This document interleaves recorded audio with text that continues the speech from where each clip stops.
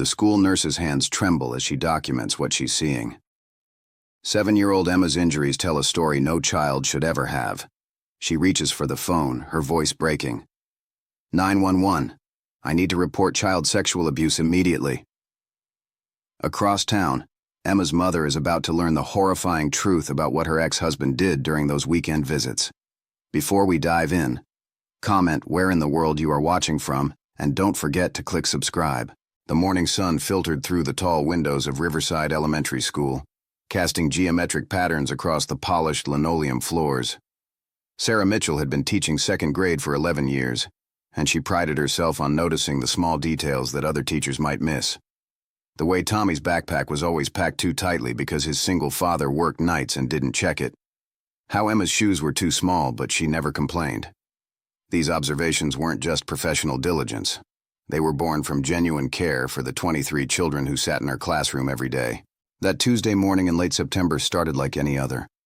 The students filed in one by one, their voices creating that familiar morning chorus of excitement and sleepiness. Sarah stood by the door, greeting each child with a smile and a personal comment. Good morning, Marcus. I love that dinosaur on your shirt. Hi, Sophia. Did you finish that library book you were telling me about? But when 7-year-old Emma Rodriguez walked through the door, something made Sarah pause. Emma moved differently. Her usual bouncy gait was replaced by careful, measured steps. The little girl's face was pinched in concentration, as if each movement required deliberate thought. Her dark curls were pulled back in a neat ponytail, her uniform pristine as always. But there was something in her eyes, a shadow that hadn't been there last week. Good morning, Emma, Sarah said softly, kneeling to the child's eye level. How was your weekend? Good, Miss Mitchell, Emma replied, but her voice was smaller than usual. She clutched her backpack straps tightly, and Sarah noticed how her knuckles had gone white from the pressure. That's wonderful. Why don't you go hang up your backpack and get ready for morning circle? Sarah watched as Emma walked toward the cubbies. That's when she saw it. The child was walking with her legs slightly apart, an unnatural gait for someone her age. When Emma reached up to hang her backpack, she winced, a quick flash of pain crossing her features before she composed herself again. The morning proceeded with math lessons and reading groups. During independent work time, Sarah noticed Emma shifting constantly in her chair. The girl would sit for a moment, then adjust her position, then shift again. Each movement seemed to cause discomfort. Emma's concentration, usually so sharp, kept breaking. She would stare at her worksheet, then look away, her small hands gripping the edges of her desk. Emma, sweetheart, Sarah approached her student's desk. Are you feeling okay? Do you need to visit the nurse? I'm fine, Miss Mitchell. But Emma's voice wavered, and she refused to meet her teacher's eyes. Sarah made a mental note to watch the situation closely. She had learned over the years that children often minimize their discomfort, especially if something was troubling them at home. Emma's mother, Maria Rodriguez, was a devoted parent who worked 2 jobs to support Emma and her younger brother. Sarah had never seen any red flags in their interactions. But Emma's father, David, had only recently returned to their lives after serving time for drug-related offenses. The custody arrangement was new, just 6 weeks old. By lunchtime, Sarah's concern had deepened into something more urgent. As the children lined up to go to the cafeteria, Emma remained seated at her desk. Emma? It's time for lunch, honey. Can I stay here, Miss Mitchell? I'm not very hungry. Sarah noticed tears gathering in the corners of Emma's eyes. The child's hands were trembling slightly as she tried to open her pencil box, clearly attempting to look busy. Emma. Sarah pulled a chair close and sat down beside her student. I can see that something is bothering you. You know you can talk to me about anything, right? My job is to help you feel safe and happy at school. Emma's lower lip quivered. My tummy hurts. And other places. Other places? Can you tell me where else hurts? Emma's face flushed deep red. She looked down at her lap, her small fingers twisting the edge of her uniform skirt. Down there, she whispered so quietly that Sarah almost missed it. It hurts when I sit. It hurts when I walk. It started yesterday at Daddy's house. Sarah's heart began to pound, but she kept her voice calm and gentle. "Okay, sweetheart. Thank you for telling me. That was very brave. I'm going to take you to see Nurse Williams right now, and she's going to help you feel better. Is that okay?" Emma nodded, fresh tears spilling down her cheeks. Sarah stood and offered her hand, which Emma took gratefully. As they walked slowly toward the nurse's office, Sarah's mind raced through protocols and procedures. She had attended the mandatory reporter training every year, had sat through presentations about recognizing signs of abuse. But knowing the theory and facing the reality were two entirely different things.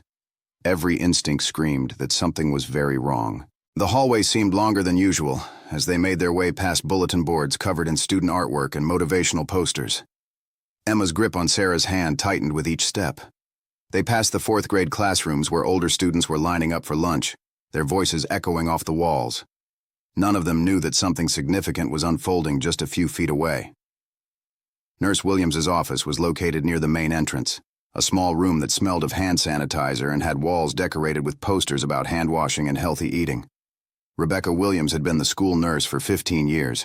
She was a woman in her mid-50s with short gray hair and a no-nonsense demeanor that masked a deeply compassionate heart. When Sarah knocked on the door with Emma beside her, Rebecca immediately registered the serious expression on the teacher's face. "Rebecca, this is Emma Rodriguez from my class. She's having some pain and discomfort. I think she needs to be examined."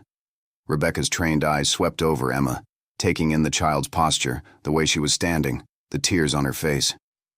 "Of course. Come in, sweetheart. Miss Mitchell, could you step into the hallway for just a moment? I'll call you if I need you." Sarah understood the protocol. She gave Emma's hand a reassuring squeeze. "I'll be right outside the door, Emma. Nurse Williams is going to help you." The door closed with a soft click, and Sarah found herself in the hallway, her professional composure beginning to crack. She leaned against the wall, taking deep breaths, trying to calm the rising sense of dread in her chest. Through the door, she could hear Rebecca's gentle voice, though she couldn't make out the words.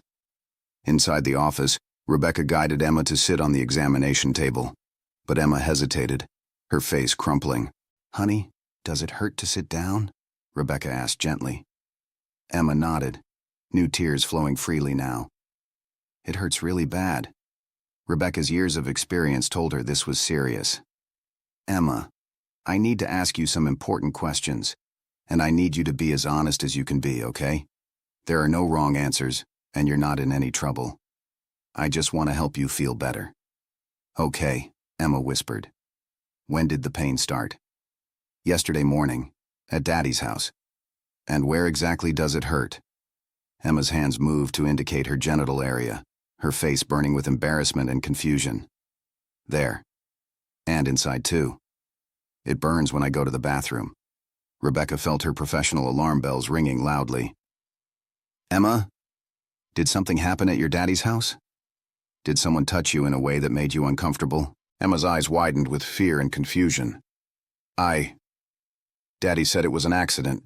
He said not to tell Mommy because she would get mad.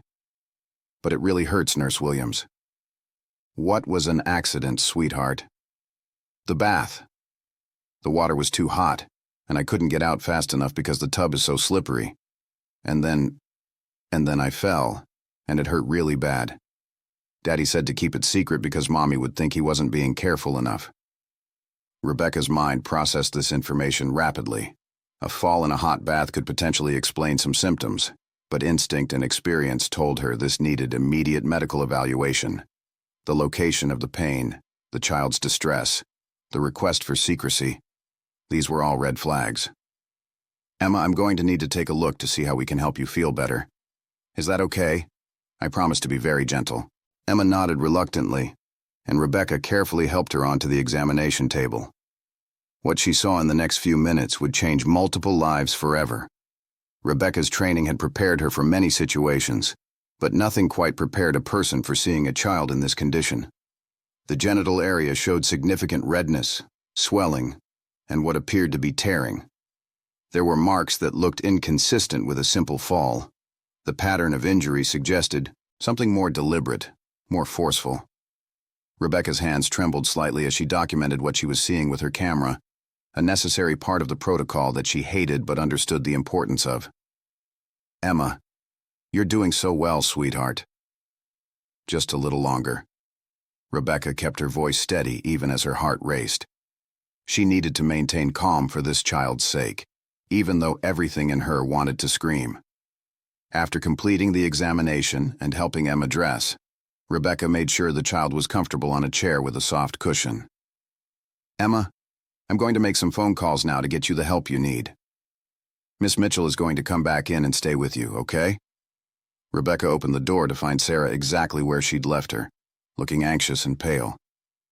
"Sarah, come in, please." Once Sarah was seated beside Emma, holding the child's hand, Rebecca stepped back to her desk and reached for the phone. Her hands were shaking so badly it took 2 tries to dial 911.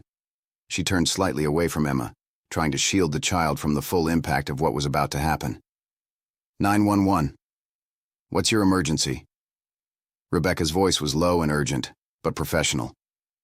"This is Rebecca Williams, school nurse at Riverside Elementary School. I need to report suspected child sexual abuse. I have a 7-year-old female student with significant genital trauma. The child needs immediate medical attention and protective custody." Sarah's sharp intake of breath was audible. She squeezed Emma's hand tighter, fighting to keep her expression neutral for the child's sake. Emma, unaware of exactly what was being said, simply leaned against her teacher, exhausted from pain and fear. "Ma'am, stay on the line. I'm dispatching police and an ambulance to your location immediately. Can you confirm the address?" Rebecca rattled off the school's address, then answered a series of rapid-fire questions about Emma's condition, her age, and the circumstances as she understood them. Through it all, she maintained her professional demeanor. But inside, her heart was breaking for this little girl who had come to school seeking normalcy and instead had found herself at the center of a nightmare. "Officers are 3 minutes away. Keep the child comfortable and safe. Do not allow anyone to remove her from the building." "Understood." Rebecca hung up and immediately picked up the phone again. This call would be to Principal Anderson and then to Child Protective Services. The next hour would be a whirlwind of procedures and protocols. But right now, in this moment, Emma needed to feel safe. "Emma." Rebecca knelt beside the child. "Some people are going to come to help you feel better. A doctor at the hospital who specializes in making kids feel comfortable, and some police officers who are very kind and whose job is to keep children safe. Miss Mitchell and I are going to stay with you the whole time until your mommy gets here. Is mommy going to be mad at me?" Emma's voice was so small, so frightened. "Oh, sweetheart, no." Sarah's voice broke slightly. "Your mommy loves you so much. She's not going to be mad at you at all. You didn't do anything wrong." Through the window, Rebecca could see the flashing lights of the police cruiser pulling into the school parking lot. The ambulance was right behind it. She took a deep breath, steeling herself for what was to come. She had made hundreds of calls to parents over the years about fevers, playground injuries, stomach bugs. But this call, the one she was about to make to Maria Rodriguez, would be the hardest of her career. Principal Anderson burst through the door, his usually calm face tight with concern.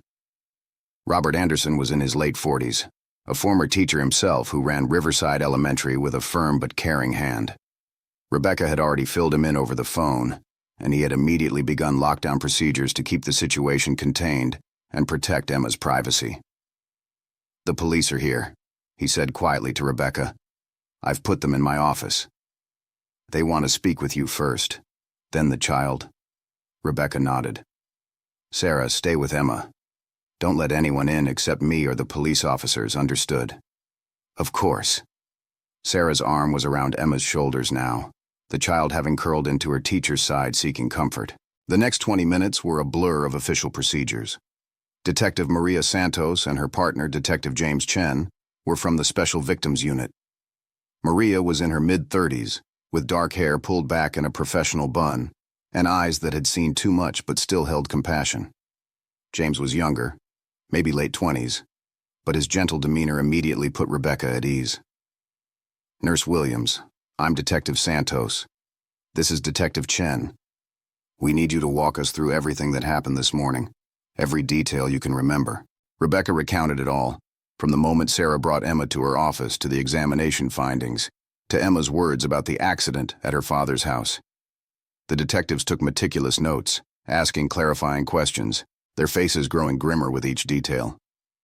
"The child mentioned a fall in a hot bath," Detective Chen said. "Could the injuries be consistent with that?" "In my professional opinion, no." Rebecca was firm. "The pattern of injury suggests forceful trauma, not an accidental fall. There's tearing, bruising in specific areas, and the child is clearly in significant pain beyond what a simple fall would cause." Detective Santos nodded. "We need to interview the child, but first we need to contact the mother. The father, David Rodriguez, is the person of interest based on what you've told us. Do you have contact information for both parents?" "I have the mother's cell phone and work numbers. The father's contact information is in the emergency file, but I can get that from the office. We'll need both, but we contact the mother first. She needs to be informed and she needs to be here before we can do a formal interview with Emma. The ambulance is standing by to transport Emma to Children's Hospital, where they have a care team specifically trained for these situations." Rebecca felt a wave of relief that professionals were handling this, but also a deep sadness that it was necessary at all. "I'll make the call to the mother right now." Maria Rodriguez was restocking shelves at the grocery store where she worked as the assistant manager when her phone rang. She almost didn't answer, knowing her boss frowned on personal calls during work hours, but something made her look at the caller ID. Riverside Elementary School. Her heart immediately jumped to worry. Was Emma sick? Had there been an accident on the playground? "Hello? Mrs. Rodriguez, this is Rebecca Williams, the school nurse at Riverside Elementary. I need you to come to the school immediately. Emma is okay, but there's a situation that requires your immediate attention." "What kind of situation? Is she hurt?" Maria's voice rose with panic. "Mrs. Rodriguez, Emma needs you here. The police are here as well. I can't discuss the details over the phone, but I need you to come as quickly and safely as you can." "The police? What happened? Is Emma okay?" Maria was already untying her apron, grabbing her purse, ignoring her supervisor's questioning look. "She's safe right now, and she's with her teacher. But you need to be here. How far away are you?" 10 minutes. I'm leaving right now." Maria's hands were shaking so badly she could barely end the call. She rushed to her supervisor. "Family emergency. My daughter's school. I have to leave right now." The drive to Riverside Elementary was the longest 10 minutes of Maria's life. Her mind raced through possibilities. An accident? A fight with another student? But why would the police be there? Emma was a good kid, never in trouble, unless something had happened to her. Someone had hurt her.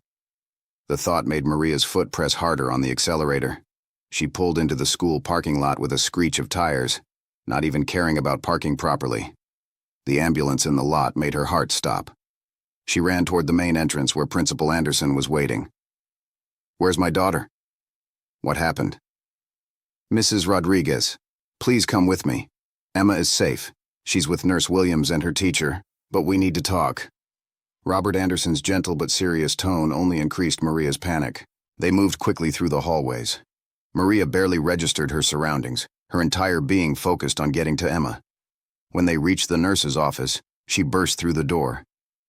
"Emma! Mommy!" Emma's tear-stained face crumpled with fresh sobs as she reached for her mother. Maria gathered her daughter into her arms, feeling the child's small body trembling. "Baby, what happened? Are you hurt?" It was Detective Santos who stepped forward. "Mrs. Rodriguez, I'm Detective Maria Santos with the Special Victims Unit. We need to talk to you about your daughter's condition and about what she's reported happened yesterday at her father's residence." The words seemed to come from very far away. Special Victims Unit. Yesterday. David's house. Maria felt the blood drain from her face as pieces began clicking together in a way she desperately didn't want them to. "What are you saying? What happened to my daughter?" "Mrs. Rodriguez, Emma has reported being injured yesterday while in your ex-husband's care. Nurse Williams has examined her and found evidence of significant trauma to her genital area. We need to transport Emma to Children's Hospital for a complete medical examination and treatment. And we need to ask both you and Emma some questions." The room seemed to tilt. Maria held Emma tighter, her mind refusing to fully process what she was hearing. No, that can't be right. David wouldn't. He couldn't, but even as she said the words, doubt crept in. David had been different since his release from prison. More withdrawn, more secretive. He had been so insistent on having overnight visitation rights, had fought hard for them in court. And Emma had been different after each visit, quieter, less energetic. Maria had attributed it to the adjustment of having her father back in her life, to the stress of going between two homes. She had wanted to believe everything was fine, because the alternative was unthinkable. Emma, sweetheart. Detective Santos knelt beside the mother and daughter. Can you tell your mommy what you told Nurse Williams? About what happened at Daddy's house? Emma's voice was muffled against her mother's shirt. The bathwater was too hot and I fell and it hurt really bad. But Daddy said it was an accident and not to tell you because you'd be mad. Maria's hands were shaking as she gently pulled back to look at her daughter's face.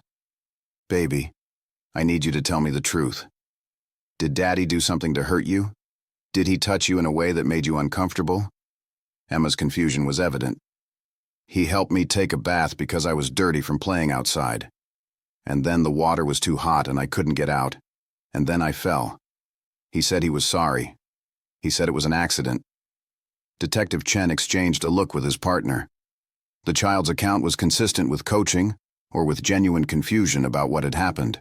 Either way, the medical evidence told a different story than a simple bathtub accident. Mrs. Rodriguez, Detective Santos said gently, we need to get Emma to the hospital now. They have specially trained doctors there who can help her and who can document her injuries properly. You can ride in the ambulance with her. But I need to ask you, when is the last time you saw or spoke to David Rodriguez? This morning. He dropped Emma off at school. I didn't see him, but Emma said he brought her. Maria's voice was hollow. What are you going to do? We're going to interview him. But first, Emma is the priority. Let's get her the medical care she needs. The ambulance ride was surreal. Emma lay on the stretcher, so small against the white sheets, holding her mother's hand. The paramedics were kind, explaining everything they were doing, but Maria barely heard them. Her mind was stuck in a loop of denial and horrible realization. Signs she had missed, things she should have seen. Emma's reluctance to go to David's house for the last 2 visits, the way she had been so quiet, so withdrawn. The new nightmares. How had she not known? At Children's Hospital, they were met by Dr. Patricia Chen from the care team, Child Abuse Response and Evaluation. She was a woman in her early 50s with a warm smile that immediately put both Emma and Maria at ease, despite the circumstances. The care center was designed specifically for children, with bright colors, stuffed animals, and an atmosphere that felt less clinical than the rest of the hospital. Emma, I'm Dr. Chen. I'm a special doctor who helps kids who aren't feeling well. Your mommy is going to be with you the whole time, okay? We're going to make sure you get the medicine and care you need to feel better. The examination took over an hour. Maria held Emma's hand through all of it, whispering reassurances, stroking her daughter's hair, trying not to let her own horror and grief show on her face. Dr. Chen was gentle and thorough, explaining each step to Emma in age-appropriate terms, making sure the child felt as safe and comfortable as possible. When it was over, Dr. Chen spoke with Maria in a private consultation room, while a child life specialist stayed with Emma, engaging her with coloring books and stuffed animals. Mrs. Rodriguez, I'm going to be direct with you, because I believe you deserve to know exactly what we're dealing with. Dr. Chen's face was serious but compassionate. Emma has sustained significant trauma consistent with sexual assault. There is tearing, bruising, and evidence of forceful penetration. This was not caused by a fall in a bathtub. Emma is going to need medical treatment, likely surgery to repair some of the damage, and extensive counseling, and the police are going to need your full cooperation in their investigation. The words hit Maria like physical blows. She had known, somewhere deep down, from the moment Detective Santos said, Special Victims Unit. But hearing it stated so clinically, so definitively, made it real in a way nothing else had. My baby, she whispered, tears streaming down her face. My baby girl. I didn't protect her. I let this happen. Mrs. Rodriguez, listen to me. Dr. Chen leaned forward, her voice firm but kind. This is not your fault. The only person responsible for what happened to Emma is the person who hurt her. Your job now is to be strong for your daughter, to support her through what comes next, and to work with the police and child services to make sure she stays safe. Maria nodded, wiping her eyes, trying to pull herself together. What happens now? We're going to admit Emma overnight for observation and to begin treatment. You can stay with her. The detectives will want to do a formal forensic interview, which will be recorded and can be used in court so Emma doesn't have to testify multiple times. Child Protective Services will be assigning a caseworker, and based on what we've found, I'll be recommending that all of David Rodriguez's parental rights and visitation be immediately suspended pending the criminal investigation. He's going to jail. It wasn't a question. Maria's voice had gone flat, emotionless, shock setting in. If the evidence supports it, yes. That will be up to the prosecutors and the court. But Emma's testimony, combined with the medical evidence and Nurse Williams's documentation, that's a very strong case. Back at Riverside Elementary, Sarah Mitchell sat in Principal Anderson's office giving her statement to another officer. She kept replaying the morning in her mind. Had there been other signs she'd missed? Other days when Emma had seemed uncomfortable? She thought about the last parent-teacher conference with Maria just 2 weeks ago. Emma was thriving academically, Maria had said, just adjusting to the new custody arrangement with her father. If Sarah had asked more questions then, pressed harder, could she have prevented this? Miss Mitchell, you did exactly what you were supposed to do. Principal Anderson seemed to read her thoughts. You noticed something was wrong. You took appropriate action, and because of that, Emma is getting the help she needs. That child is lucky to have you as her teacher, but Sarah didn't feel lucky. She felt sick. She felt angry. She felt helpless. 11 years of teaching, hundreds of students, and this was the first time she had encountered something like this. The training suddenly seemed inadequate. How was she supposed to go back to her classroom tomorrow and teach fractions and spelling words when she knew that evil like this existed, that it had touched one of her students? As evening fell, the day's events rippled outward. Detective Santos and Chen tracked David Rodriguez to his apartment across town. He was arrested without incident, seeming almost surprised that they had found out so quickly. He denied everything at first, claimed Emma had indeed fallen in the bathtub, insisted it was all an accident. But his story didn't match the evidence, didn't match Emma's injuries, didn't hold up under questioning. Mr. Rodriguez, we have medical evidence that contradicts your account. We have your daughter's statement. We have documentation from trained medical professionals. You can help yourself here by being honest about what happened. But David lawyered up, as they knew he would. The case would be built on the evidence, on Emma's forensic interview, on the medical findings. It would take time, but Detective Santos had worked enough of these cases to know they had what they needed. This man would face justice. In a hospital room decorated with cheerful murals of flowers and butterflies, Emma finally fell asleep around 9 o'clock, exhausted from pain, medications, and the emotional toll of the day. Maria sat in the chair beside her bed, holding her daughter's hand, watching her chest rise and fall. She had called her mother, who was watching Emma's younger brother, explaining only that Emma was in the hospital, and she needed to stay the night. The full story could wait. She had called her boss, quit her job on the spot when he said she couldn't take emergency leave. Emma was the only priority now. Everything else could wait. A social worker named Jennifer Park arrived at the hospital around 10 that night. She was in her early 30s, with kind eyes behind wire-rimmed glasses, and a manner that suggested she had learned to balance empathy with professional boundaries. She found Maria in the hallway outside Emma's room, staring at nothing, coffee cup forgotten in her hands. Mrs. Rodriguez, I'm Jennifer Park from Child Protective Services. I know it's late, but I wanted to introduce myself and let you know that I'll be Emma's caseworker through this process. Maria looked up, her eyes red and swollen. You're here to take her away from me. No.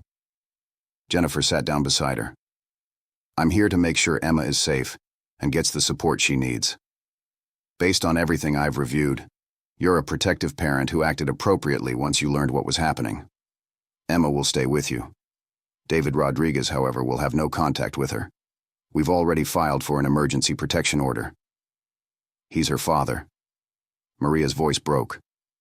Was her father? I don't even know anymore. How did I not see this? How did I send her back to him week after week when this was happening? Jennifer had heard this self-blame countless times in her 7 years as a social worker. Abusers are skilled at hiding what they do. They manipulate situations. They groom both the child and the adults around them. They create narratives that seem plausible. Emma told you and the nurse about a bathtub accident because that's what she was told happened. At 7 years old, she trusted her father to tell her the truth about what she was experiencing. But the pain, she must have been in pain before. There must have been signs. Maybe there were. And maybe you missed them because you were working 2 jobs trying to provide for your kids. Or maybe this was the first time, and the reason we know about it now is because the injury was severe enough that Emma couldn't hide it. You can spend forever torturing yourself with what-ifs, or you can focus your energy on helping Emma heal. Which do you think she needs from you right now? Maria nodded slowly, wiping her eyes. Jennifer handed her a folder thick with information. Support groups for parents of abuse survivors, therapist recommendations, information about the legal process, victim advocate services, resources for trauma-informed parenting. It was overwhelming, but it was also a roadmap for a journey Maria had never wanted to take. There's going to be a forensic interview tomorrow morning, Jennifer explained. A specially trained interviewer will talk to Emma in a child-friendly environment. It's recorded so Emma doesn't have to tell her story multiple times. You can watch via closed-circuit TV from another room, but you can't be in the interview itself. It's important that Emma's account is given without any potential influence, even unintentional. Will it upset her? Talking about it? It might. But the interviewer is trained to work with traumatized children. They use age-appropriate language, go at Emma's pace, use anatomically correct dolls if needed. And it's necessary. Emma's testimony is crucial to the case against your ex-husband. That night, Maria didn't sleep. She sat in the chair beside Emma's hospital bed, watching her daughter sleep fitfully. Every time Emma whimpered or shifted, Maria's heart clenched. Around 3 in the morning, Emma woke crying from a nightmare. And Maria climbed into the hospital bed beside her, holding her daughter close, singing the lullaby she had sung when Emma was a baby. "Mommy, I'm sorry," Emma sobbed into her mother's shoulder. "Baby, you have nothing to be sorry for. Nothing. Do you understand me? You didn't do anything wrong. But Daddy said if I told, you would be angry. That I would get in trouble." Maria's arms tightened around her daughter. "Daddy lied to you, sweetheart. What he did was wrong. Not you. I'm not angry at you. I'm angry at him for hurting you and for lying to you. You're the bravest girl in the world for telling Miss Mitchell and Nurse Williams when you were hurting." The forensic interview the next morning was conducted at the Children's Advocacy Center, a place designed to look less like an office and more like a comfortable home. The interviewer, a woman named Rachel Morrison, had conducted thousands of these interviews. She knew how to ask open-ended questions, how to let the child guide the pace, how to document without leading. Maria watched on the monitor from another room, Jennifer beside her. It was excruciating to watch Emma struggle to find words for what had happened, to see her daughter's confusion when asked to describe events she didn't fully understand. But Rachel was patient and gentle, and slowly, the story emerged. It had started 6 weeks ago, Emma's first overnight visit with her father. Inappropriate touching during bath time, explained away as helping her get clean. It had escalated gradually over the subsequent visits. David had told Emma that this was what daddies and daughters did together, that it was their special secret, that Mommy wouldn't understand. The accident that had finally brought everything to light had been more violent than previous incidents. Emma still didn't fully comprehend what had been done to her, only that it had hurt badly and that it felt wrong. Maria wept silently through the entire 45-minute interview. Jennifer's hand on her shoulder was the only thing that kept her from falling apart completely. Later, Detective Santos met with Maria to update her on the investigation. "We've charged David Rodriguez with multiple counts of child sexual assault, child endangerment, and providing false information to authorities. Given his prior criminal record and the severity of the charges, he's being held without bail. The prosecutor is confident we have a strong case. How long will it take? The trial? Months, possibly a year or more. These cases take time. There will be preliminary hearings, motions, likely attempts by the defense to negotiate a plea deal. Emma may have to testify, though we'll do everything we can to prevent that using the forensic interview recording. We want to minimize her trauma as much as possible. At Riverside Elementary, the news had spread among the staff, though the details were kept confidential to protect Emma's privacy. Sarah Mitchell found herself in a mandatory meeting with Principal Anderson, the school counselor, and the district's crisis response team. Emma will need significant support when she returns to school, the counselor, Dr. Marcus Williams, explained. Children who have experienced this kind of trauma often have difficulty concentrating, may have behavioral changes, may regress in some skills. We need to create a safety plan for her, designate a safe person she can go to if she's feeling overwhelmed, and be prepared for the possibility of trauma responses. What about the other students? Sarah asked. They're going to notice Emma was gone, that something happened. How do we handle their questions? We tell them that Emma was ill and is recovering, which is true without revealing private information. We remind them to be kind and patient if Emma seems different or needs extra help. Second graders are remarkably resilient and accepting if we model the right behaviors. Sarah spent hours that weekend preparing her classroom for Emma's return. She created a calm corner with soft cushions, fidget toys, and books. She made a visual schedule so Emma would always know what was coming next, reducing anxiety. She prepared lessons that could be modified if Emma was having a difficult day. She was determined that her classroom would be a safe haven for this child who had already been through so much. Emma was released from the hospital after 2 days. She had undergone surgery to repair some of the internal damage. And while physically she would heal, everyone knew the emotional scars would take much longer. Maria had found a therapist, Dr. Sarah Goldstein, who specialized in childhood trauma. Dr. Goldstein emphasized that healing wasn't linear, that there would be good days and setbacks, that Emma would need patience and unwavering support. The first therapy session was difficult. Emma didn't want to talk about what had happened. She played with the dollhouse in Dr. Goldstein's office, making the adult dolls hurt the child dolls, then hiding the child dolls in the toy house's attic. Dr. Goldstein didn't push.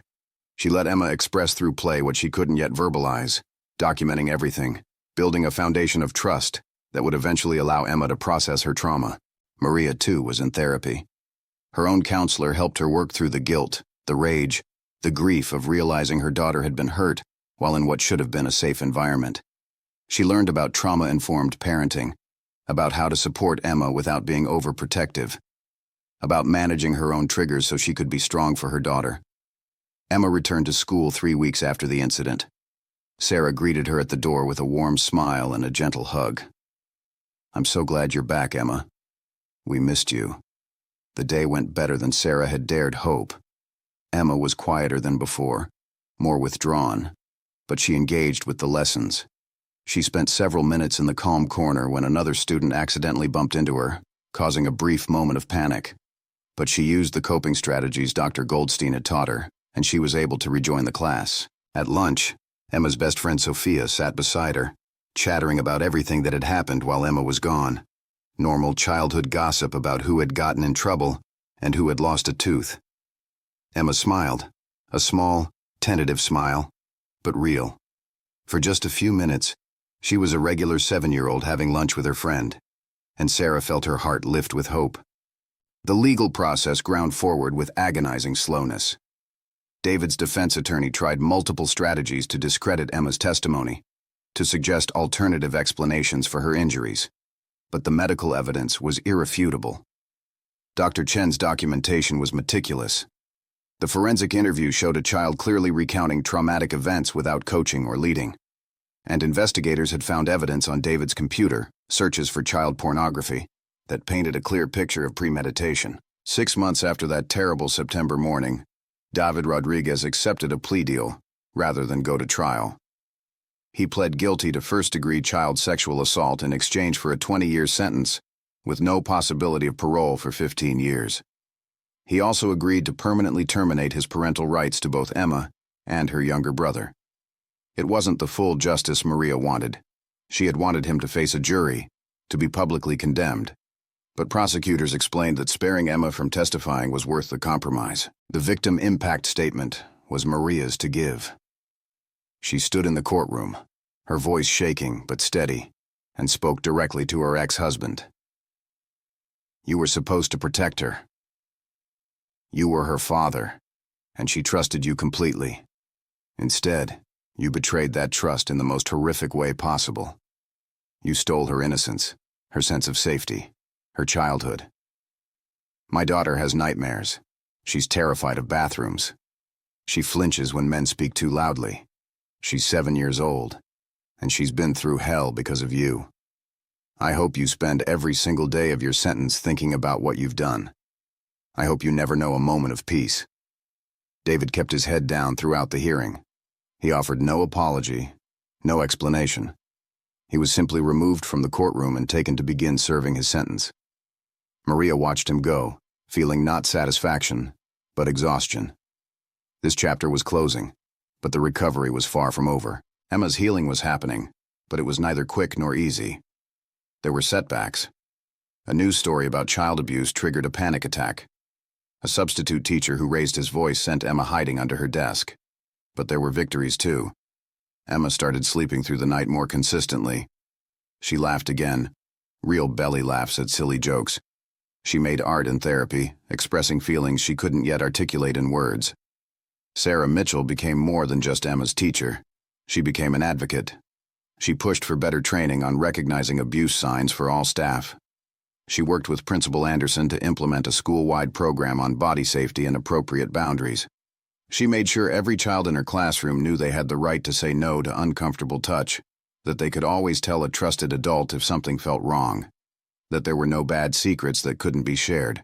Rebecca Williams, the school nurse, had nightmares for months after that day. She replayed the examination in her mind, second-guessing her actions, wondering if she could have been gentler, could have handled it better. Her supervisor required her to attend counseling, recognizing the secondary trauma that healthcare workers experienced in these situations. Slowly, Rebecca learned to accept that she had done everything right, that her quick action had potentially saved Emma from ongoing abuse, that recognizing and reporting had been acts of courage and care. A year after the incident, Emma participated in a summer camp for child abuse survivors. It was run by a nonprofit organization and staffed by therapists, counselors, and activity specialists trained in trauma care.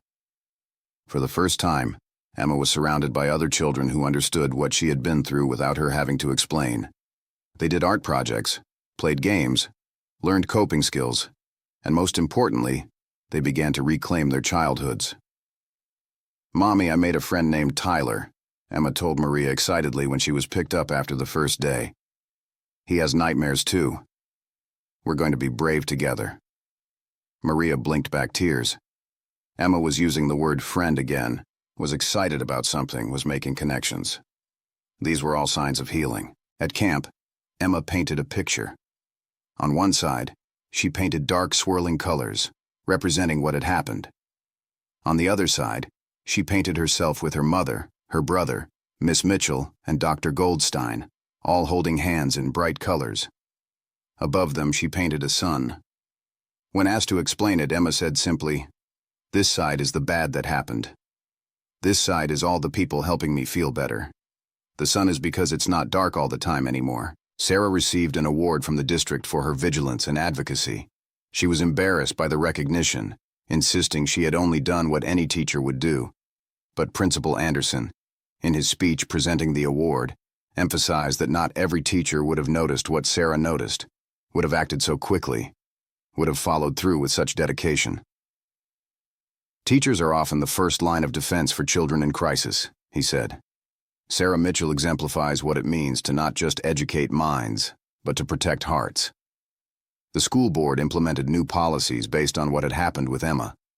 More frequent training on recognizing abuse, clearer protocols for reporting, better support systems for students who disclose trauma. Emma's case had revealed gaps in the system, and those gaps were being addressed so other children might be protected. 2 years after that September morning, Emma was 9 years old and in fourth grade. She still saw Dr. Goldstein regularly, but therapy had become less about processing trauma and more about building resilience. She had learned to identify her triggers, to use grounding techniques when she felt panicky, to express her emotions in healthy ways. She still had hard days. Certain smells could transport her back to her father's apartment. The anniversary of the assault brought nightmares and mood changes. But the hard days were becoming less frequent, and Emma was developing the tools to cope with them when they came. Maria had found a new job with more flexibility, and she had started dating again, carefully, with Emma's therapist's guidance. Trust was difficult for both of them, but Dr. Goldstein emphasized that healing meant learning to open their hearts again, not staying locked in trauma. Emma's younger brother, now 6, knew only an age-appropriate version of what had happened. He knew that their father had made bad choices and hurt Emma, that he lived far away now, and that he wouldn't be part of their lives. As he got older, he would learn more, but for now, he was protected from the full weight of the truth. Rebecca Williams started a support group for school nurses who had dealt with abuse cases. The group met monthly, providing a space for nurses to process their experiences, share strategies, and support each other through the emotional toll of being mandatory reporters. Rebecca learned that she wasn't alone in her struggles, that other nurses carried similar burdens, and that sharing those burdens made them lighter. Detective Maria Santos continued to work in the Special Victims Unit, her resolve strengthened by cases like Emma's where justice was served and children were protected. She kept a photo on her desk, not of any crime scene, but of a thank you card Emma had made for her. Stick figures of Emma, her mother, and various helpers, all smiling with the words, "Thank you for keeping me safe," written in careful second-grade handwriting. On the hardest days, when cases didn't go as planned or when the system failed a child, she looked at that card and remembered why she did this work. Sarah Mitchell was teaching fourth grade now, having moved up with her students from 2 years ago. Emma was back in her classroom, and Sarah treasured the progress she witnessed daily. Emma participated in class discussions, laughed with friends, excelled in creative writing where she could process her experiences through storytelling. She still needed accommodations sometimes, a quiet space when overwhelmed, extra time on tests when anxiety spiked, but she was thriving in ways that once seemed impossible. On a sunny afternoon in May, the school held its annual field day. Emma competed in the relay races, her ponytail bouncing as she ran, her face flushed with effort and joy. When her team won their heat, she jumped up and down with excitement, high-fiving her teammates, pure childhood exuberance on full display. Sarah watched from the sidelines, tears in her eyes, marveling at human resilience. "She's doing really well," Maria said, coming to stand beside Sarah. "I wanted to thank you. If you hadn't noticed that morning, if you hadn't acted so quickly, who knows how long it would have gone on. You saved my daughter." "We all saved her," Sarah replied softly. "You, me, Rebecca, the detectives, the doctors, the therapists. It took a village. But Emma saved herself too. She was brave enough to say something was wrong. That's what stopped it." The two women watched Emma race across the field, and in that moment, they saw not a victim, but a survivor. Emma would always carry scars from what she had endured, but those scars were becoming part of a larger story of strength, recovery, and hope. That evening, Emma sat at the kitchen table doing homework while Maria prepared dinner. It was an ordinary moment, the kind Maria once took for granted, but now treasured. Emma was humming while she worked on her math problems, a habit that had returned in recent months. The radio played softly in the background. The late afternoon sun slanted through the kitchen window. "Mommy?" Emma looked up from her homework. "Yes, baby? I'm going to be a doctor when I grow up. Like Dr. Chen. I want to help kids who are hurt like I was." Maria felt her throat tighten. "I think you would be an amazing doctor. And maybe a teacher too, like Miss Mitchell, so I can notice when kids need help. You can be anything you want to be, Emma. You're so strong and so smart. I'm proud of you every single day." Emma smiled and went back to her homework. Maria turned back to the stove, blinking back tears. Her daughter was planning for the future. She was thinking beyond her trauma. She was healing. Later that night, after Emma was asleep, Maria stood in her doorway watching her daughter's peaceful face in the glow of the nightlight. She thought about that terrible September day, the worst day of their lives, when Emma's world had shattered.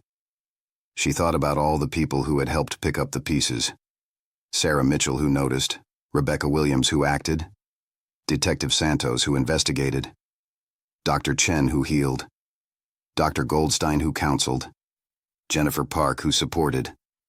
A chain of helpers, each one crucial to Emma's recovery. She thought about the system that had worked, however imperfectly. The training that had prepared Sarah to recognize signs of abuse. The protocols that had protected Emma once the abuse was reported. The legal process that had delivered justice. The therapeutic services that were helping Emma heal. It wasn't perfect. No system dealing with child abuse could be called perfect when children were still being hurt. But in Emma's case, the system had worked. A child had been protected. An abuser had been stopped. Healing was happening. Maria whispered into the quiet room. "We're going to be okay. It's going to take time, and it won't always be easy. But we're going to be okay." 3 years after that terrible day, Emma was in 5th grade. She had published a story in the school literary magazine about a brave girl who overcame darkness. She hadn't explicitly written about her own experience, but the themes were clear: resilience, hope, the importance of speaking up. Her classmates praised the story, unaware of its deeper meaning. Sarah Mitchell framed a copy of that story and hung it in her classroom. Beside it, she placed a quote she had chosen carefully. "Sometimes the smallest step in the right direction ends up being the biggest step of your life. Tiptoe if you must, but take the step."